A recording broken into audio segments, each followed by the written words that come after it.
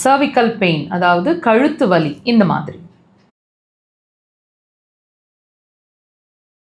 கழுத்து வலி அந்தந்த இடங்கள், அந்த பிக்சரில் பார்த்தீங்க இல்லையா, அந்த இடங்களில் நடு பகுதியில் உங்களோட போன்லேயே வலிக்குது, கழுத்து எலும்பு பக்கத்துலேயே வலிக்குது அப்படின்னா, திருப்ப முடியல, ரொம்ப ஸ்டிஃபாக இருக்குது அப்படின்னா, இது நீங்கள் நிறைய ட்ரீட்மெண்ட்ஸில் இருப்பீங்க.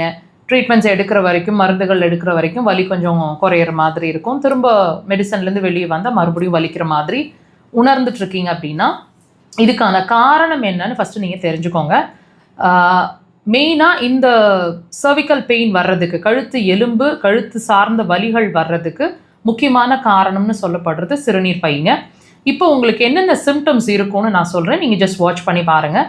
உங்களுக்கு இந்த கழுத்து வலி வந்து ஒரு 3 months 6 months இயர்ஸ் டுகெதர் இருக்குது அப்படின்னா டெஃபினட்டாக இந்த நான் சொல்கிற சிம்டம்ஸ் உங்களுக்கு இருக்கும்.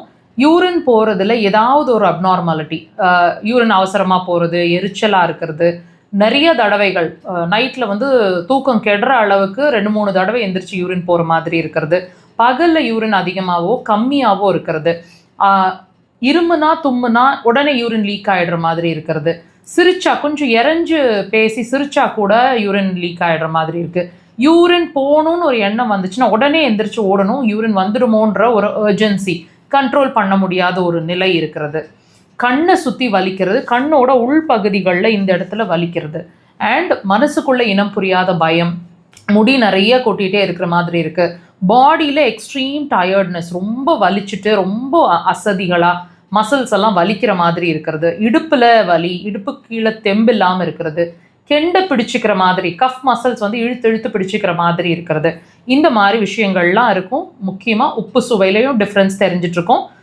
ரொம்ப தைரியமான பர்சன் இப்போ ரொம்ப வீக் ஆகிட்ருப்பீங்க, ரொம்ப பயந்த சுபாவம் ஆகிட்ருப்பீங்க, தைரியம் கம்மியாக இருக்கும்.